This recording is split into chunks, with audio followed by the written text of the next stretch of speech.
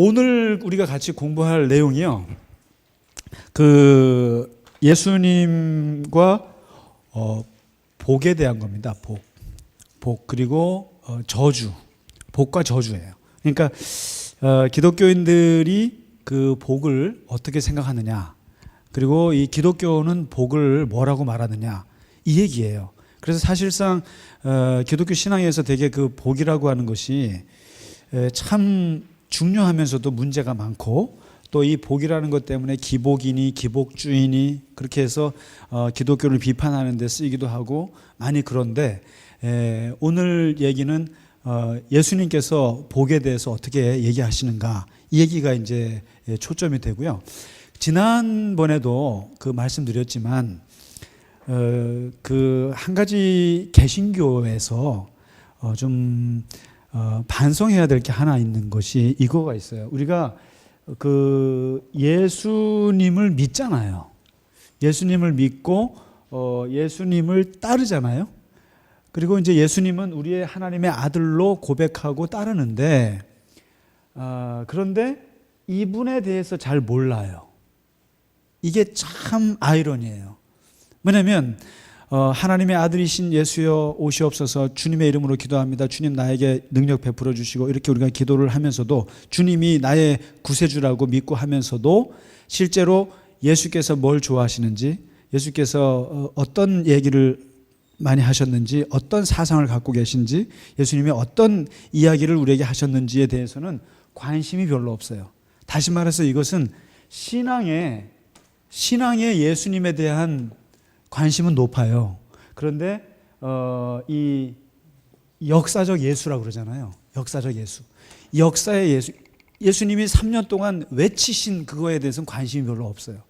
그래서 거기에는 뭐가 있냐면 예수님이 굉장히 레디컬하세요. 예수님의 가르치며. 그러니까 신앙의 그리스도로는 접근하고 싶어요. 나를 치유해 주시고, 나를 구원해 주시고, 나를 위해서 대신 죽으시고, 그거는 접근하기 좋아해요.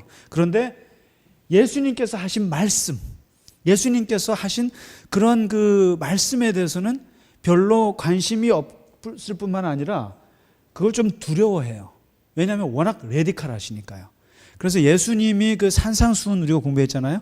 산상수훈 얘기라든가 여러 가지 이렇게 말씀하신 면면을 보면, 돈에 대해서도 지난주에 그렇지만 예수님의 말씀은 그 기독교 윤리학자들이 어떻게 구별했냐면은 플라톤이나 아리스토텔레스나 여러 철학자들의 윤리를 구별하거든요. 하는데 예수님의 윤리를 뭐라고 했냐면 아이디얼리스틱 에틱스라고 그랬어요. 아이디얼리스틱 에틱스라고 그랬어요. 이게 무슨 말이냐면요, 예수님의 윤리는, 예수님의 가르침은 따라갈 수가 없다라는 뜻이에요. 따라갈 수가 없고, 그 다음에 매우 고상해서, 매우 이상적이어서 우리같이 땅을 딛고 사는 사람들은 굉장히 힘들어한다는 뜻이에요. 이게 아이디얼리스틱이에요, 예수님이. 그러니까 오른편 맞으면 왼편 돌려대고, 그 다음에 뭐 용서를 막 490번씩 하고 막 이런 얘기들, 이거는 도저히 제자들이 감당하기 어려운 얘기거든요. 그럼에도 불구하고 이 기독교 신앙이라고 딱 했을 때 제가 그랬잖아요. 구약이 먼저가 아니라고요. 절대로 아니고 바울의 서신이 먼저가 아니라고요. 예수님의 이야기, 예수님의 말씀이 먼저고, 이게 프라이머리 소스예요. 쉽게 말해서 프라이머리 소스, 가장 중요한 자료고, 그 다음이 바울의 이야기고, 그 다음이 구약 이야기예요. 오죽하면 구약을 없애야 된다는 사람도 있었어요. 그래서 구약 신학자들이 막 들고 일어났어요. 구약을 없애면 거기 아름다운 시편을도 없애고 예언자들의 것도 없애면 어떻게 하냐고 막 그러는데, 그 말의 뜻에는 이 구약 때문에, 또 바울 때문에 예수님이 가려질까 봐 그러는 거예요. 그러니까 우리는 예수 믿는다 그래 놓고는 내용은 보면 저기 유대교에 있는 내용을 가지고 끌고 들어와서 사는 경우가 진짜 많아요. 이게 타협이에요. 근데 예수님은 사실상 타협을 하지 않았거든요. 타협을 하지 않았으니까 예수님의 말씀을 직접 듣고 그렇게 살려고 하는 것은 굉장히 어려운 문제거든요.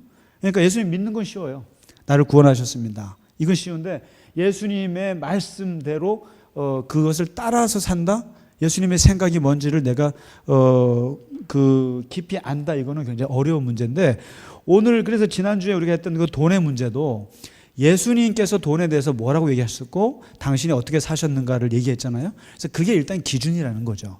근데 이제 오늘 주제는 뭐냐면 복이에요. 축복에 대한 거거든요. 축복. 근데 이 복을 얘기할 때 그렇습니다. 뭐냐면 그 예수님이 말하기 전에, 예수님께서 말하시기 전에 그 복을 말할 때 일단은 아브라함부터 시작을 해야 돼요. 그게 창세기부터 1장부터. 창세기 1장에 하나님이 복을 주셨다 이렇게 얘기하거든요. 사람을 짓고 그 다음에 이제 구체적으로 그 아브라함 때 그 아브라함의 축복이 있어요. 그 다음에 그 모세의 축복, 야곱의 축복, 요셉의 축복, 그 다음에 제사장의 축복, 그 다음에 시편에 있는 축복. 구약을 한번 봐야 돼요. 구약을 한번 봐야 그 다음에 예수님의 그 축복에 대한 얘기가, 그 복에 대한 얘기가 이제 나오는데, 자꾸 제가 축복 그러는데 축복하고 복은 좀 달라요. 그 축복은 복을 빌다라는 뜻이에요. 아시죠? 복을 빌다라는 뜻이기 때문에 하나님 저를 축복하세요. 이게 맞아요, 틀려요? 네? 하나님 저에게 축복하여 주세요. 이게 맞나요, 틀리나요? 틀린 말이에요, 사실상. 국어학적으로 볼 때는. 왜냐하면 그러니까 하나님보다 더 높은 분에게 복을 빌어주세요. 그런 뜻이란 말이에요. 근데 하나님보다 더 높은 분이 어디 있어요? 그러니까 하나님 강복해 주세요. 복을 내려주세요. 이게 맞죠. 하나님 복을 주세요. 이게 맞아요. 저에게 복을 주세요. 맞는데, 근데 축복은 어디에 쓰냐면은 사람과 사람들끼리 쓰는 거죠. 그러니까 제가 권사님을 축복합니다. 이거 말이 돼요. 왜냐하면 제가 하나님 그 복을 빌어서, 하나님께 빌어서 그 복이 권사님께 가기를 원합니다. 이거는 사람과 사람끼리는 축복한다 그러고, 하나님이여 저를 축복하셔서, 이건 틀린 말이에요, 사실상. 근데 이제 그런 건데, 아무튼 이 복이라고 하는 것을 말할 때 구약에서 말하는 복과 그 다음에 우리나라 대한민국이 말하는 복과 그 다음에 예수님이 말하는 복을 나눠서 얘기해야 돼요. 이게 달라요. 그리고 구약에서 말하는 복과 우리나라 사람들이 말하는 복하고 비슷해요. 뭐냐면 이 구약에서 아브라함에게 말하는 복은요, 뭐냐면 그거예요. 그 네 가지 복이에요. 아세요? 이름이 유명해질 것이다. 이름. 명예의 복이 있어요. 명예. 그 다음에 민족을 창대케 하리라. 그 뭐냐면 자손의 축복이 있어요. 자식 복이에요. 이 말은 건강의 복이기도 합니다. 건강. 그 다음에 또 뭐가 있냐면은 이름, 자식, 그 다음에 땅을 줄 거라는 복이 있어요. 이건 뭐냐면 물질의 복이에요. 물질. 그 다음에 네 번째가 있는데 인간관계, 형통의 복이 있어요. 인간관계. 다시 말해서 너에게 시비를 거는 사람이 있으면 그 시비 거는 사람을 내가 가만두지 않겠다. 그런 거거든요. 너를 도와주는 사람은 내가 도와주고 너를 방해하는 사람은 내가 방해할 것이다. 굉장히 좋은 형통의 복이죠. 권사님을 건들면 죽어요. 이건 대단한 축복이에요. 복이에요. 근데 이 네 가지 이 복을 아브라함에게 약속을 하셨거든요. 그러면서 너는 복의 근원이 될지라. 이렇게 해서 복에 대해서 아브라함에게 이렇게 구체적으로 얘기하셨어요. 명예가 있을 것이고 건강할 것이며 땅이 굉장히 많아질 것이고 그리고 인간관계가 형통할 것이다. 이 사복을 주셨어요. 사복을 얘기하셨거든요. 그럼 우리나라에는 무슨 복이 있죠? 오복이 있죠. 오복 들어보셨어요? 오복이 혹시 뭔지 아세요? 오복? 오복 아시는 분? 저도 오복을 잘 몰라가지고 이게 이걸 또 적어왔어요. 제가 쉽게 말해서 장수죠. 장수. 오래 사는 거. 수. 그 다음에 부귀. 돈 많은 거. 이거 복이에요. 그 다음에 건강. 강령이라고 그러죠. 강령. 건강하게 사는 거. 이거 복이에요. 그 다음에 유호덕. 사람이 덕스럽게. 인간관계가 좋은 거죠. 덕스럽게 사는 거. 그 다음에 다섯 번째가 고정명이라 그래서 죽을 때 발악하다 죽지 않고 편안하게 잘 죽는 거. 죽을 때 너무너무 힘든 것도 있잖아요. 그래서 이 오복이 네 가지예요. 오래 살고 돈 많고 건강하고 덕스럽게 살아서 인간관계 형통하고 그리고 죽을 때 잘 죽고. 요 오복이랑 아브라함에게 준 사복이랑 차이가 있어요? 고조명만 빼고 다 똑같죠? 뭐 다를 거 없습니다. 그러니까 이 아브라함에게 주신 복이나 우리가 추구하는 복이나 우리나라 전통적으로 추구하는 오복이나 비슷비슷해요. 이게 지금 그렇습니다. 자, 그러면 도대체 이게 이제 아브라함의 이 복이 구약을 대표하는 복이라고 보자 이거죠.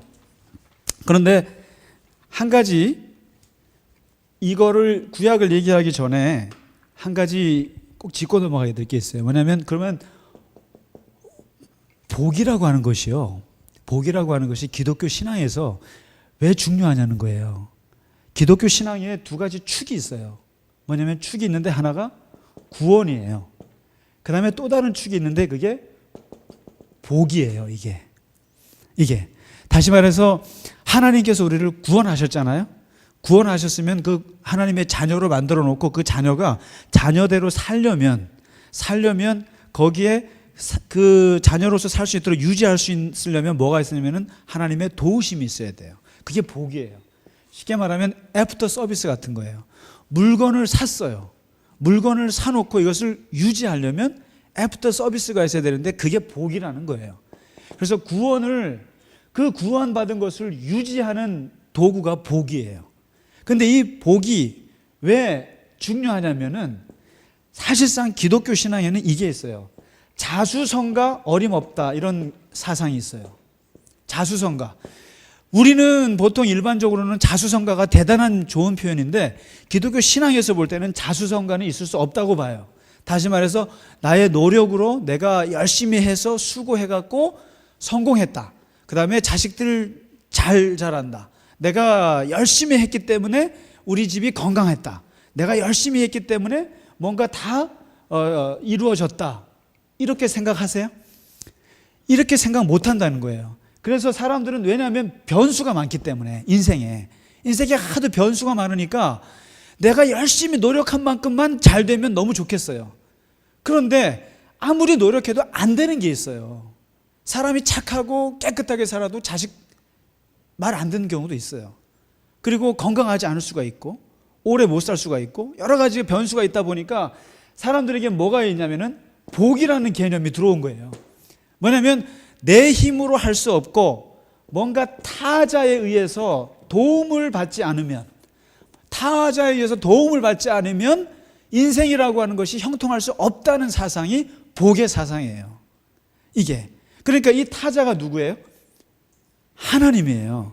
그러니까 뭐냐면 이 복의 신앙은 무슨 복을 달라 이런 그 나쁜 의미가 아니고요. 하나님이 아니고서는 누군가가 하늘이 돕지 않고는 내 인생사 평탄할 길이 없노라. 이게 복의 신앙이에요. 핵심이에요. 그러니까 사람이 겸손한 거예요. 이게 하나님 저에게 복을 주세요 하는 것은요 이기주의가 아니고요. 그 속에 뭐가 있냐면 하나님이 돕지 않으면 저는 사실상 아무것도 할 수 없어요 라고 하는 그런 신앙 고백이 여기 들어있는 거예요. 그러니까 복을 추구한다는 얘기는 하나님의 도움을 구한다는 뜻이에요. 그러니까 이게 나쁜 게 아니에요. 그런데 이제 나쁘게 말해서 기복이라고 하는 것은 뭐냐면은 이 기복이라고 하는 게 복만 추구하는 거죠. 그러니까 복만.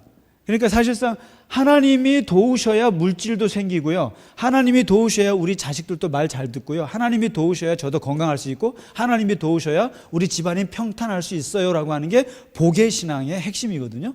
근데 이거가 아니고 그냥 요거 물질만 추구하고 건강만 추구하고 자식만 추구하니까 이걸 기복이라고 해서 이걸 기복주의라서 욕먹는 거지. 이 기복 신앙 자체는 아주 중요한 거고 필요한 거예요. 그렇지 않으세요?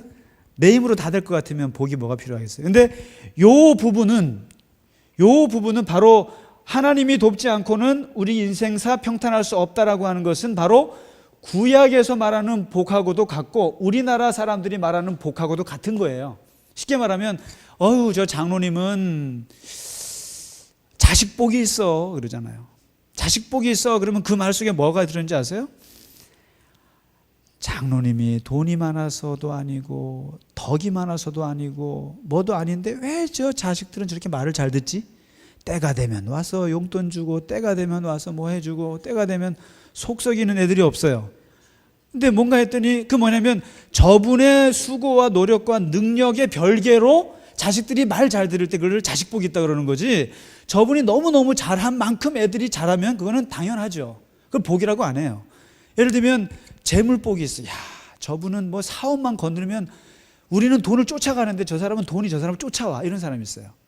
그런데 그 얘기를 할 때는 복이라는 말을 붙일 때는 뭐냐면 그 사람이 능력이 많고 돈이 많고 그래서 그 사람이 경영학과를 나왔기 때문에 재물을 안 게 아니에요.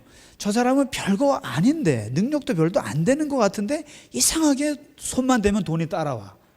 뭔가 도움이 있어. 이럴 때 그래 재물복이 있다 그래요. 그렇죠. 그러니까 예를 들면 뭐 처복도 있고요, 남편복도 있고 뭐 여러 가지 복이. 근데 그 복을 얘기할 때는 저 사람의 수고와 능력하고는 별개로 이루어졌을 때 복이 있다고 그러는 거예요. 근데 그거는 우리나라 사람들도 그렇게 이해하고 구약도 그래요. 기독교 신앙도 같아요.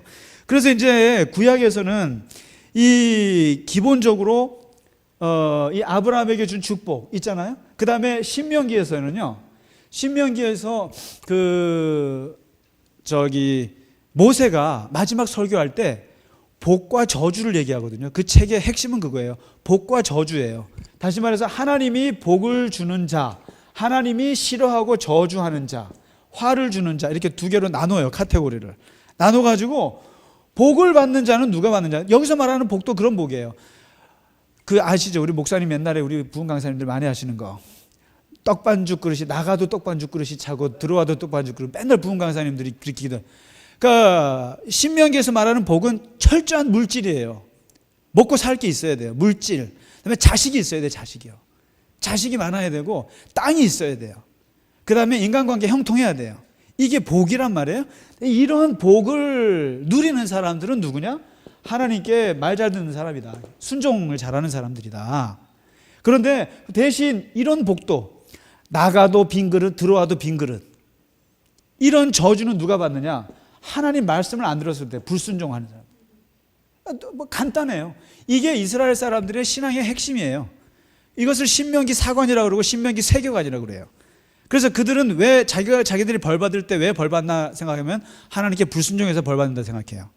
그리고 하나님께 잘 될 때는 왜 잘 되나? 하나님께 말 잘 들어서 잘 된다고 생각해요. 그게 신명기 역사관이에요. 이걸 갖고 보는 건데 이게 구약에서 이렇게 흘러요. 그 다음에 한번 여러분 민수기 있잖아요. 민수기 6장 한번 펼쳐볼래요? 구약의 축도가 있고 신약의 축도가 있어요. 근데 구약의 축도, 저는 이 축도가 더 좋은 것 같아요. 한번 6장 24절 한번 보실래요? 민수기 6장 24절. 이건 한번 볼펜으로 한번 쳐놓으시고 외우셔도 좋아요. 그리고 이거를 자식들한테 하세요. 저도 잘 못하는데 이렇게 사람들한테 할 때 이 기도문을 좀 써먹으세요. 정말 아름다운. 그래서 이걸 구약의 축도문이라고 그러는데 찾으셨나요? 6장 24절 한번 24절부터 26절까지. 이게 제사장의 축복이에요. 제사장이 이렇게 축복을 했다는 거예요. 어떻게 하냐면은 같이 읽어볼까요? 시작.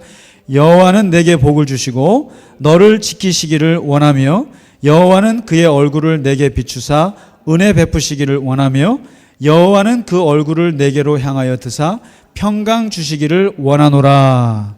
아멘. 이렇게 하라는 거예요. 되게 좋지 않아요? 기도할 때 여호와께서 내게 복을 주시기를, 그 다음에 여호와께서 너를 지키시기를, 이렇게 얘기해요. 그리고 그 지키시는데 하나님이 그 얼굴을 내게 비추시기를, 비추셔서 은혜 베풀기를 원하시고, 그리고 여호와는 또 얼굴을 내게로 향하여 드시기를, 그리고 거기에 평강을 주시기를 원하노라. 다 들어앉아 있죠. 이게 뭐냐면 그 여호와께서 복을 주셔서 지키시고 보호하시고 그리고 뭐죠? 평강을 주시고 그리고 은혜를 주시고 이게 이제 구약의 그 축도예요. 축도예요. 자, 이거. 그러니까 이 속에 뭐가 들어있습니까? 평강이 들어있고 하나님의 보호하심이 들어있잖아요. 이렇게 들어있어요. 그래서 구약에서는 사람들이 기본적으로 이런 복을 누리기를 추구했단 말이죠. 그리고 이 구약의 축복을 대변하는 가장 좋은 본문이 어디냐면은 시편 1편이에요. 이제 시편 1편. 시편 1편 아시죠? 150개의 시편을 출발할 때 먼저 축복에 대한 시편이에요. 이게 복에 대한 시편인데 그 시편 1편은 쉽게 말하면 삼복이에요. 삼복. 아브라함은 사복이죠. 우리나라는 오복이고 시편 1편은 삼복이에요. 삼복인데 그 삼복의 요소가 뭔지 아시죠? 복 있는 자는 이렇게 하면서 하잖아요. 복 있는 자는 하면서 첫 번째 복 있는 자의 조건이 나오죠. 예, 자리를 잘 잡는 사람이에요. 자리. 오만한 자의 자리, 교만한 자의 자리, 그런 악한 사람의 자리에 가지 않는 사람이에요. 그래서 자리를 잘 잡아요. 다시 말해서 관계를 잘하는 사람이에요. 누구랑 어울리기를 잘하는 게 이게 시편에서 말하는 복의 핵심이에요. 누구랑 어울리냐? 금묵자학이라 그랬어요. 복 없는 사람이랑 어울리면 복이 없어진다는 거죠. 누구랑 어울리느냐? 자리를 잘 잡으라 이거고요. 두 번째가 뭐예요? 하나님의 말씀 사랑이에요. 말씀 사랑. 예, 그러니까 주야로 하나님의 말씀을 묵상하는 게 아니고요. 묵상하는 그 모습 자체가 복이 아니고요. 시편의 1편에서 말하는 것은 왜 말씀을 묵상하느냐의 원인을 밝혀요. 원인이 뭐냐는 거예요. 왜 말씀을 주야로 묵상하니? 제가 시간도 없는데 아침 저녁으로 하나님 말씀에 매달려 사느냐 했을 때 그 동기가 뭐냐면 즐거워하여, 이 말이 있어요. 좋아서 하나님의 말씀에 미쳐버려가지고 그 말씀만 한 구절만 보면 너무너무 즐거워서 주야로 묵상하는 거지, 목사가 맨날 성경 통독하라 그래서 억지로 하고 구역장이니까 할 수 없이 하고 이게 아니라는 거예요. 그래서 여기서는 차이가 억지로 말씀을 묵상하느냐 즐거워서 하느냐 이건데, 즐거워서 말씀을 묵상하는 사람이 복 있는 사람의 두 번째 요소라는 거거든요. 요거예요. 그러니까 이거는 자리를 잘 잡으라는 것은 외면의 문제예요. 외면의 문제예요. 말씀을 너무너무 좋아해서 주야로 묵상하는 것은, 이것은 내면의 문제예요. 내면의 조건이에요. 그 다음에 세 번째 얘기하는 것이 뭐냐면 흔들리지 않는 인내. 인내. 다시 말해서 악인은 이 갈대와 같아서 여기 붙었다 저기 붙었다 그러는데, 복 있는 사람은 한 번 해병이면 영원한 해병인 것처럼 한 번 하나님께 발을 디디면 발을 놓지 않는 사람이에요. 인내하는 사람이에요.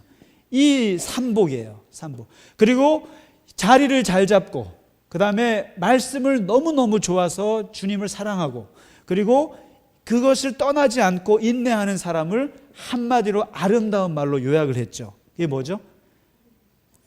시냇가에 심은 나무. 예, 시냇가에 심은 나무 같다. 이것을 복 있는 사람을 말할 때 쓰는 대표적인 시적인 표현이에요. 시냇가에 심은 나무 뭐죠? 자리 잘 잡았죠. 자리 잘 잡았고, 그 자리 잘 잡은 대가로 너무너무 하늘을 기뻐하고 좋아하죠. 그리고 그 자리를 떠나지 않죠. 그랬더니 알아서 물이 들어와서 형통하게 한다는 거예요. 그래서 이 시편 1편의 삼복에서 말하는 복의 모습은 어떤 모습이냐면은 형통의 모습이에요. 형통한 거예요. 다 잘 풀리는 거예요. 그러니까 시냇가에 심은 나무는 뭐 자기가 할 게 없어요. 그래서 여기서도 그러잖아요. 복은요, 본인의 수고하고는 별개라니까요. 네. 본인의 수고하고 별개로 그냥 자리 하나 잘 잡은 것밖에 없어요. 자리 하나. 새사람 교회 자리 잘 잡으신 거예요. 그리고는 아무것도 하는 게 없어요. 그런데 잘 되는 거예요. 근데 구약에서 말하는 이 복은 바로 그런 거라는 뜻이에요. 그러니까 너의 인간으로 아무리 발버둥 쳐봐라, 복이라는 것은 그거하고 상관없어요. 없고 그냥 주어지는 건데, 그냥 자리 잘 잡고 하나님 사랑하고 그걸 떠나지 않고 그러면 하나님이 채워주시는 그 맛을 아는 사람이 복이 뭔지를 아는 거거든요.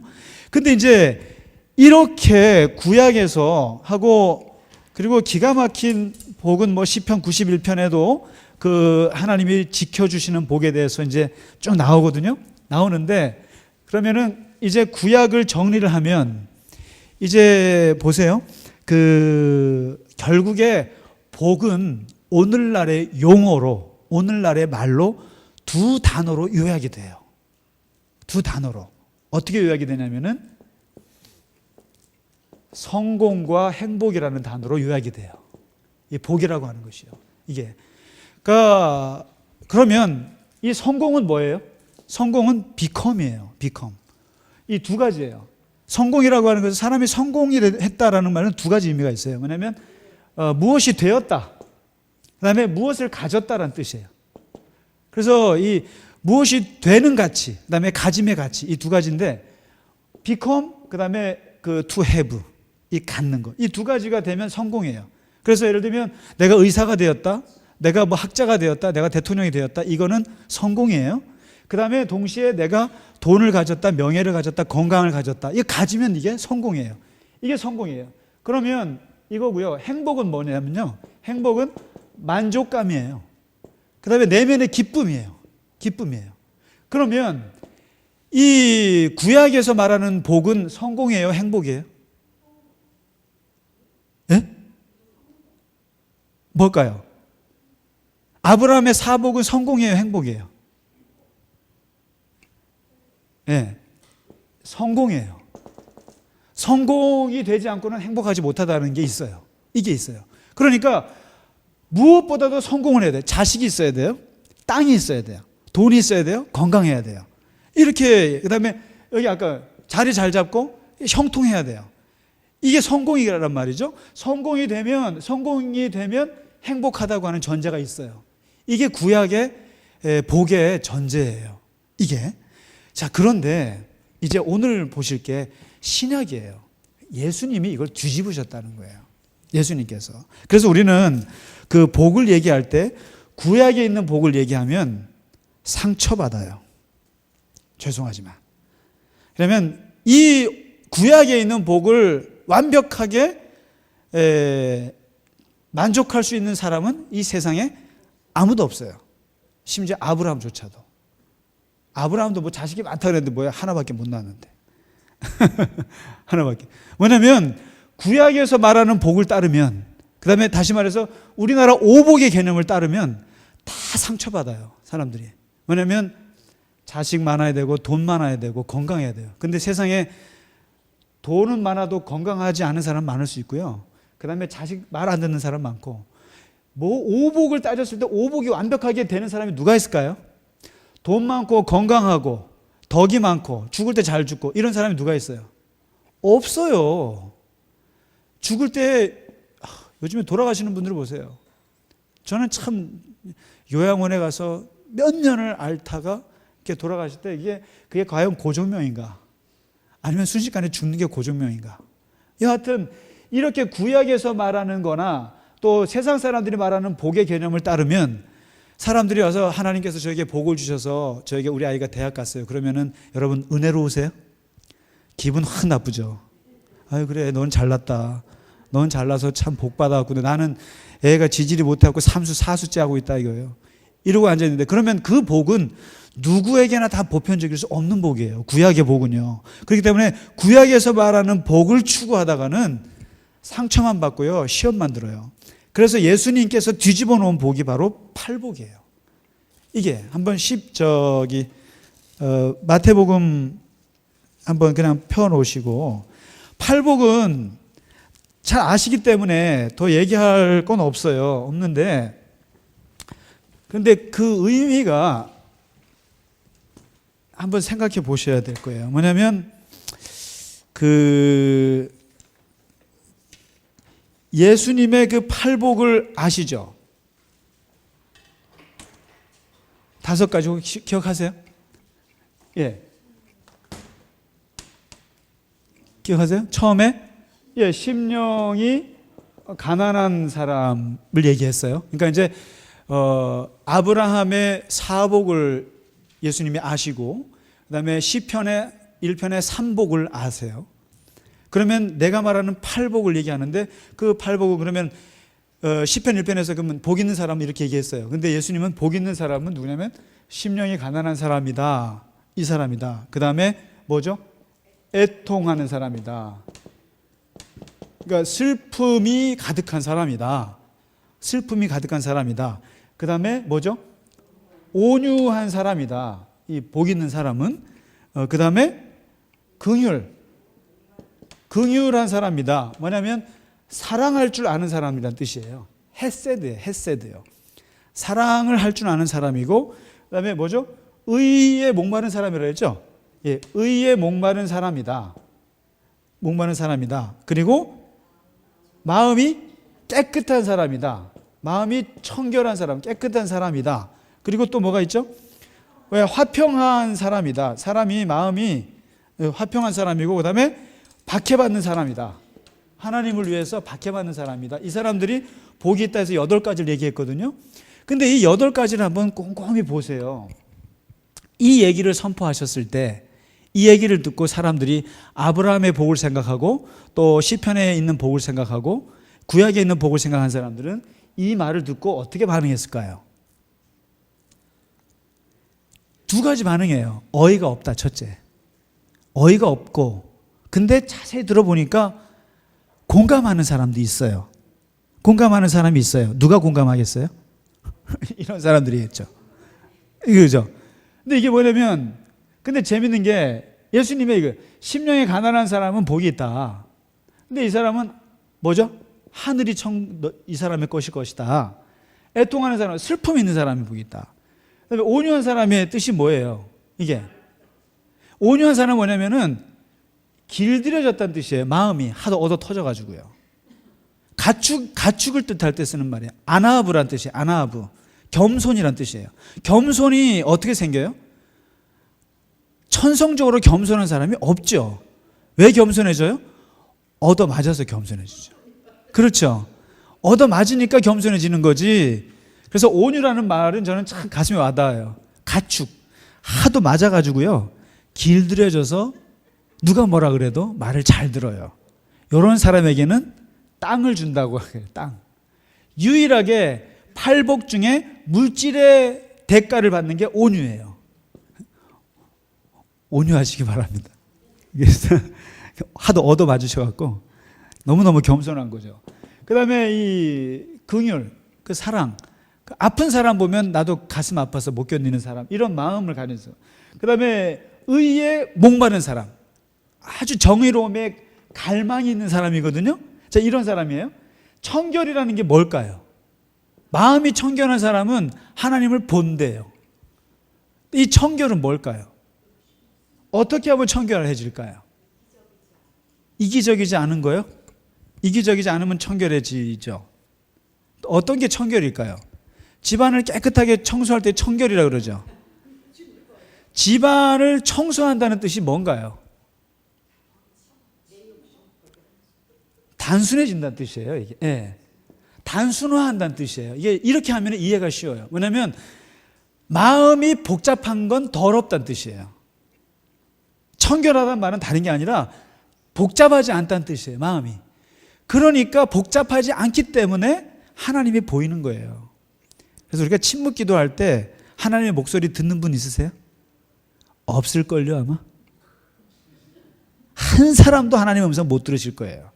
5분 동안 침묵할 때. 왠지 아세요? 너무 복잡하거든요. 뭐 침묵해서 하나님 생각하기 전에 집에 집부터 애 새끼들 생각 이런 생각, 복잡한 생각을 정리하기도 바쁘기 전에 목사님이 목회기도 하시잖아요. 그러니까 침묵할 때 하나님이 임했다 한 사람도 없을 거예요. 제가 볼 때 이미 내 생각이 너무, 그러니까 뭐냐면 단순해서, 너무너무 단순해서 딱 침묵기도 들어가면 하나님밖에 생각을 못 해요. 그런 사람은 하나님 보는 거죠. 이런 뜻이에요. 그러니까 복잡하지 않은 사람이 복이 있다. 그 다음에 뭐 화평한 사람 아시잖아요. 사람들하고 싸우는 걸 보지를 못하는 거죠. 내 마음에. 그 다음에 뭐 박해받는 거, 고생하는 거거든요. 고생하는 거. 이런 것이 복이 있다고 하셨는데 이 8복에 팔복의 핵심은 뭐겠어요? 핵심은요. 예수님이 말하는 팔복의 핵심은 결핍이에요. 결핍. 한마디로 결핍이에요. 여기에 혹시 만족스러운 거 있으세요? 여기에서 뭐 자식 복이 있어요, 물질의 복이 있어요, 뭐 아니면 뭐 인간관계 형통이 있어요. 뭐가 있어요? 다 부족한 것밖에 없어요. 부족한 것밖에. 결핍이거든요. 그런데 왜 이 결핍이 왜 이게 중요하냐라는 거예요. 이 결핍 때문에 예수님이 얘기하시는 건 그거예요. 모든 것이 결핍되어 있기 때문에 누구를 의지하게 되냐면은, 여기에 누가 나타나냐면은, 이런 사람들에게는 누가 나타나요? 하나님이 나타날 수밖에 없다는 뜻이에요. 하나님이요. 그게 복이라는 거거든요. 복. 그러니까 너무 가난해가지고, 심령이 가난한 사람이 착해요? 안 착해요. 가난한 사람이 착해요? 안 착해요. 악해요. 돈 없으면 악하지 착하진 않아요. 강해질지 몰라도 강팍해져요. 아시죠? 돈 없는 사람들이 악해요. 돈 있는 사람들이 더 착해요. 맞아요. 근데 이 심령이 가난하다는 뜻은 뭐예요? 너무너무 없어가지고 의지할 데가 없다는 뜻이에요. 의지할 데가 없으니까 어디에 의존하냐면 하나님께 의존해야 돼요. 애통한다는 뜻은요, 너무너무 슬퍼가지고 그 위로를 받을 데가 없어요. 아무리 옆에서 위로해도 소용이 없어요. 근데 하늘이 위로를 해야만 위로를 받는 사람, 이게 복이 있다는 거거든요. 그래서 오죽하면 시인 윤동주께서 이 팔복을 놓고 자기의 팔복을 만들었잖아요. 아세요? 슬픈 자는 복이 있나니. 두 번째, 슬픈 자는 복이 있나니. 세 번째, 슬픈 자는 복이 있나니. 네 번째, 슬픈 자는 복이 있나니. 다섯 번째, 여덟 번을 슬픈 자는 복이 있나니. 그럼 어떻게 될 것이에요? 위로를 받을 것이요? 아니에요. 영원히 슬퍼할 것이요. 어이가 없지 않으세요? 윤동주의 팔복이에요. 뭐냐면 윤동주 시인은 이 8가지 중에 이것을 여기로 뽑은 거예요. 이 슬픔. 사람이 슬퍼하는데 끝까지 영원히 슬퍼한다는 거예요. 그러면서 이 팔복을 끄집어내서 설명했는데, 이 말 속에는 이 슬퍼하는 자만이 하나님의 위로, 하늘의 위로, 이것을 받지 않고는 어떠한 것도 받아들일 수 없는 사람들이, 이게 복이 있다라는 거거든요. 온유한 사람, 긍휼한 사람, 의에 목마른 사람, 이런 모든 사람들이 다 결핍이에요. 다. 그래서 하나님께 의존하지 않고는 할 수 없고, 그래서 여기서 하나님을 만나고, 두 번째로는 이 팔복에서 예수님이 말하는 것은 이거예요.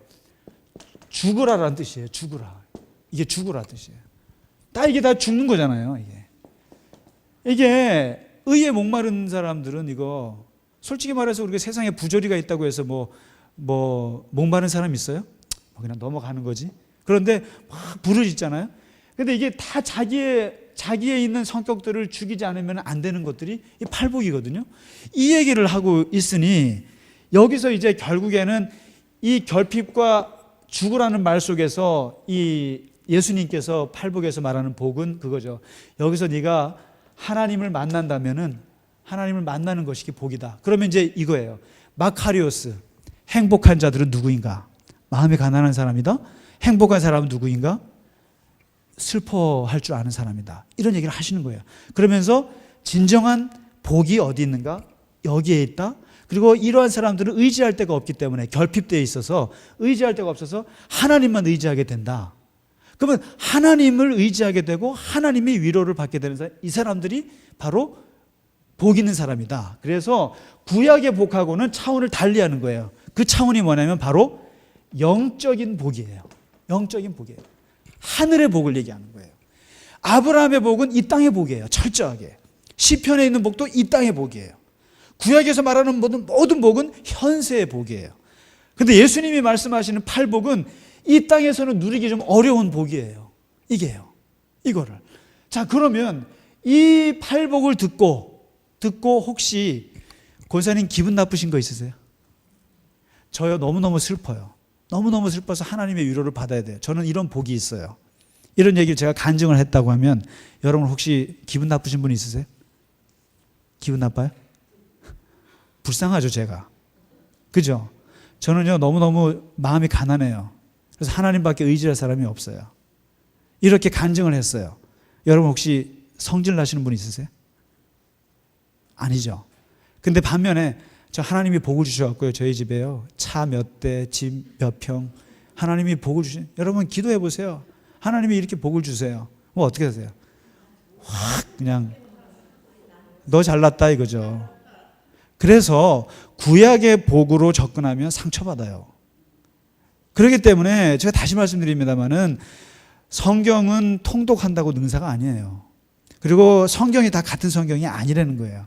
그래서 기독교 신앙은 죽어라 누가 뭐라 그래도 예수의 말씀에 집중해야 돼요. 일단 그분의 말씀이 기준이거든요. 그분이 말하는 복이 그 복이 맞아요. 거기에 그다음에 살을 붙이는 게 아브라함의 복이고 시편의 복인 거지.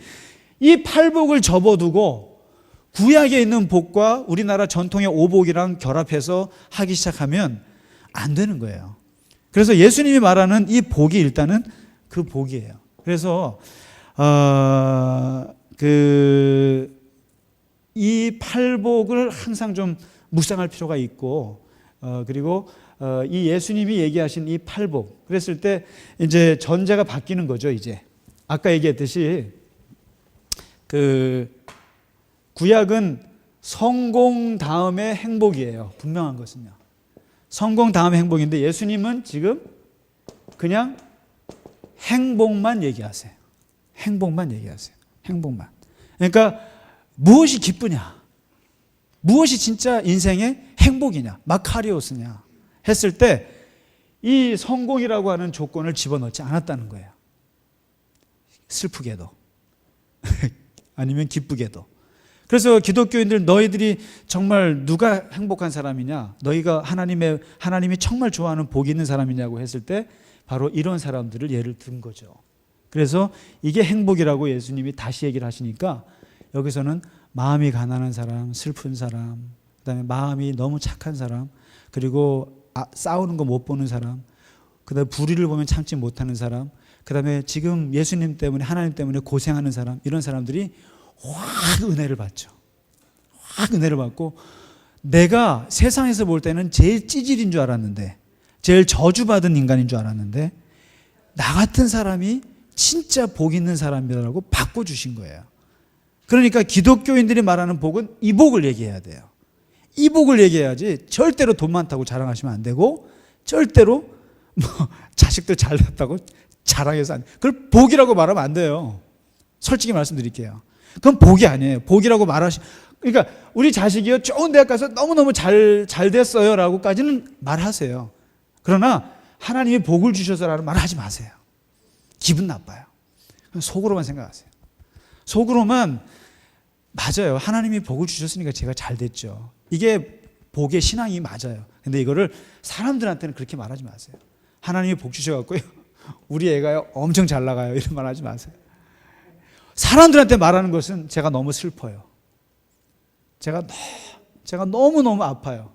제가 너무너무 가슴이 아파요. 내가 너무너무 가난해요.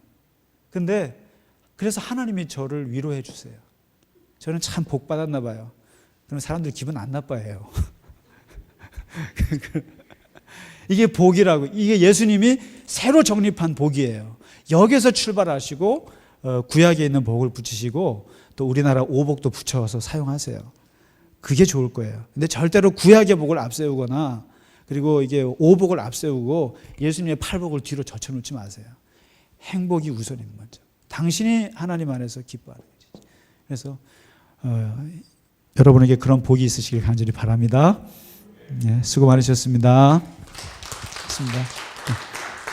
자연신방 갈 시간입니다. 네. 혹시 질문 있으시면 간단히 받고 한두 개 받고 마치겠습니다. 네. 원래 오늘은 예수님의 그 저주도 하려고 했는데 시간이 안 됐네요. 예수님의 저주는 다음 주에 할게요. 예수님도 만만치 않게 입이 거르신 분이세요. 바리새인들한테 얼마나 저주를 포부되셨는지 그걸 다음 주에 한번 해보겠습니다. 예, 장로님.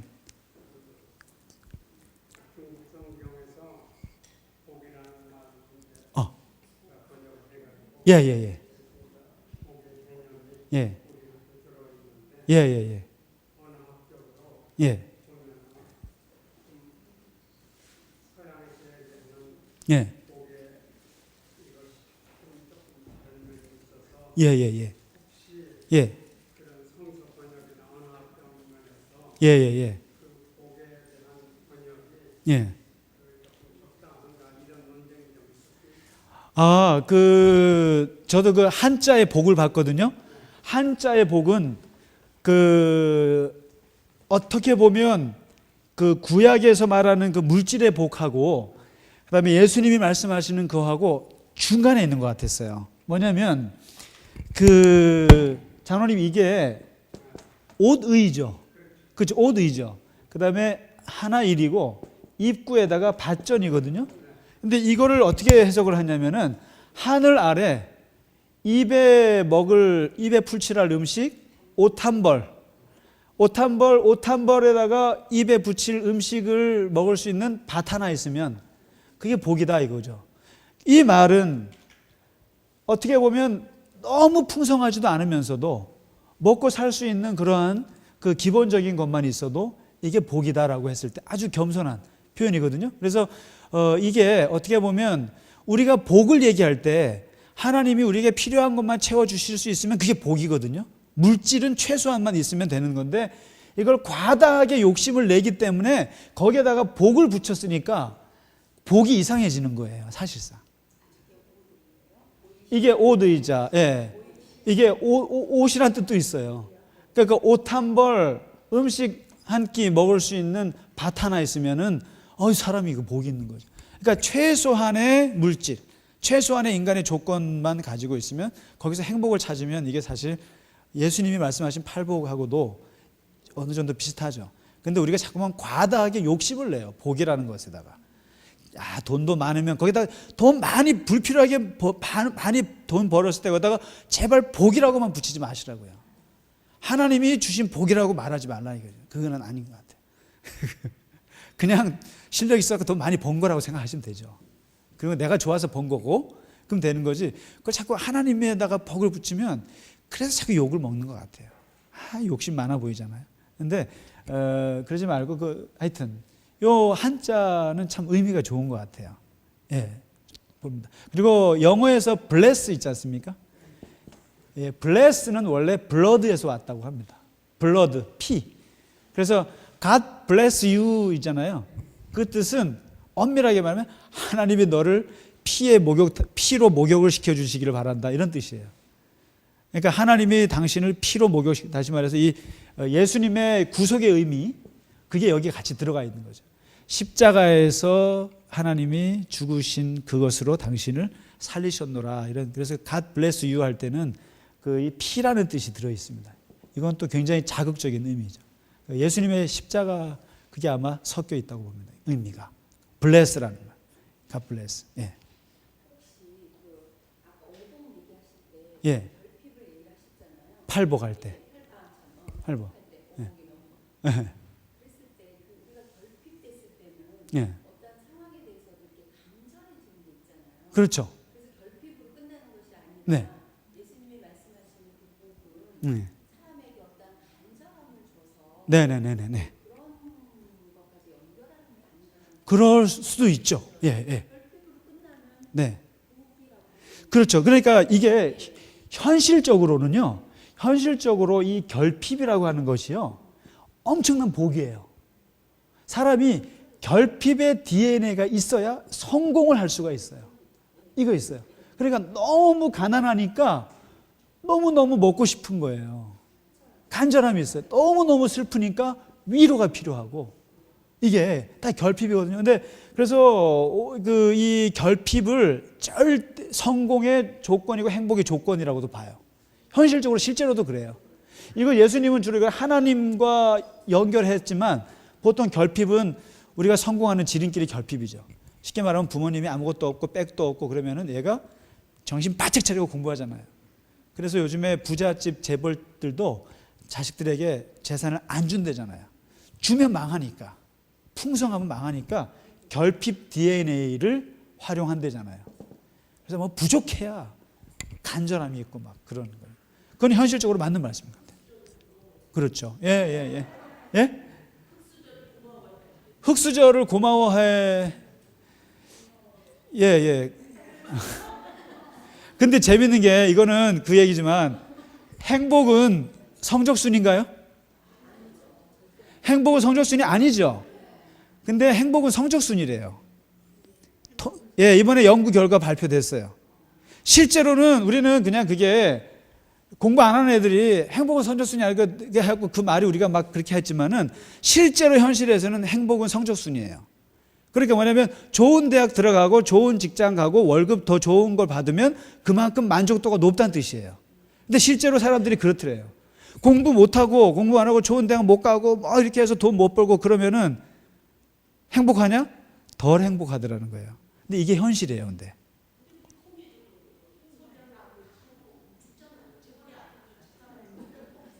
그러니까 이게 지금 통계가 그렇게 나왔어요. 어쩌죠?